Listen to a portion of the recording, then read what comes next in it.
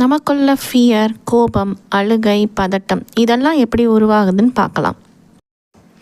உங்களுக்கு பிடிக்காத ஒரு சிச்சுவேஷன் இல்லை உங்களுக்கு ஃபேவரபுளாக இல்லாத ஒரு சிச்சுவேஷன் வருது.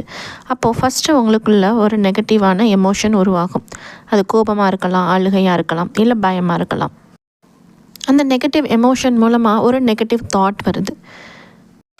எனக்கு மட்டும் ஏன் இந்த மாதிரி சிச்சுவேஷன்ஸ் நடந்துகிட்டே இருக்குது, எனக்கு மட்டும் ஏன் காயப்படுத்துகிற மாதிரி விஷயங்கள் நடந்துகிட்டே இருக்குது, நான் யாருக்கும் எந்த கஷ்டமும் கொடுக்கல, எனக்கு மட்டும் ஏன் கஷ்டம் வந்துக்கிட்டே இருக்குது, எனக்குள்ள எதுவுமே சரியாக இல்லை, எனக்கு எந்த திறமையும் இல்லை, நான் எதையுமே ஒழுங்காக பண்ணுறதில்ல, இந்த மாதிரி கில்ட்டியான ஃபீலிங்ஸ், இந்த மாதிரி பல நெகட்டிவான எண்ணங்கள் உங்களுக்குள்ளே உருவாகிக்கிட்டே இருக்கும். ஒரு நெகட்டிவான எண்ணம் உருவாகிறப்பயே ஒரு நெகட்டிவான எமோஷனும் உருவாகிடும். இது ஒரு செயின் ப்ராசஸ் மாதிரி தாட்ஸ் எமோஷன்ஸ்னு போய்கிட்டே இருக்கும். இந்த மாதிரி எமோஷன்ஸ் கொஞ்ச நேரம் நீடிக்கிறதுனால தவறில்லை, ஒரு நாள் 2 நாள் நீடிக்கிறதுனாலும் தவறில்லை. ஆனால் ஒவ்வொரு நெகட்டிவான சிச்சுவேஷனுக்கும் நீங்கள் இந்த மாதிரி ரியாக்ட் பண்ணிக்கிட்டே இருக்கப்போ உங்களோட ஆள் மனம் என்ன பண்ணோன்னா இந்த நெகட்டிவ் எமோஷன், நெகட்டிவ் தாட்ஸ் இதெல்லாம் ஒரு பேட்டர்ன் மாதிரி மாற்றி வச்சிடும்.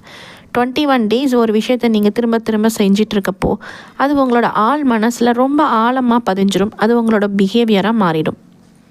ஒரே ஒரு நாள் மட்டும் நீங்கள் ரொம்ப லோவாக ஃபீல் பண்ணுறீங்க, இல்லை ரொம்ப டிப்ரெஸ்டாக இருக்கீங்க அப்படின்னா அன்றைக்கி கண்டிப்பாக அது உங்களோட உடம்புலையும் அந்த எஃபெக்ட் காமிக்கும்.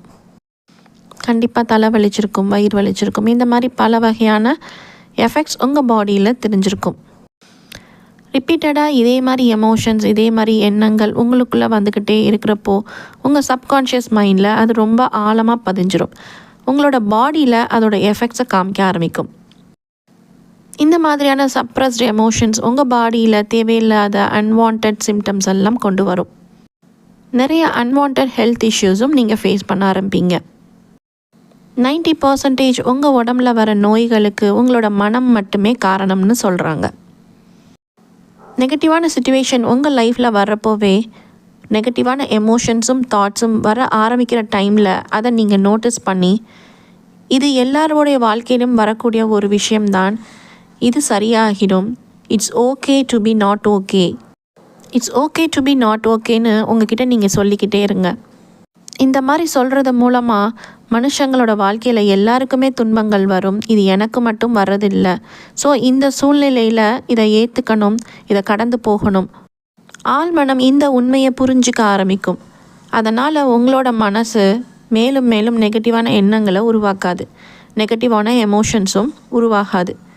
It's okay to be not ஓகேன்னு சொல்கிறப்பவே நீங்கள் ஒரு பாசிட்டிவ் தாட் போட்டுறீங்க. அங்கே உங்கள் நெகட்டிவான தாட்டும் எமோஷனும் கட் ஆகிடுது. So chain of negative thoughts and negative emotions உருவாகாது. உங்களோட நெகட்டிவிட்டியை க்ரோ ஆக விடாமல் அங்கேயே கட் பண்ணி ஒரு பாசிட்டிவிட்டியை உள்ளே கொண்டு வந்துடுறீங்க. இங்கே உங்களோட நெகட்டிவிட்டியை பாசிட்டிவிட்டிக்கு நீங்கள் ஷிஃப்ட் பண்ணிடுறீங்க.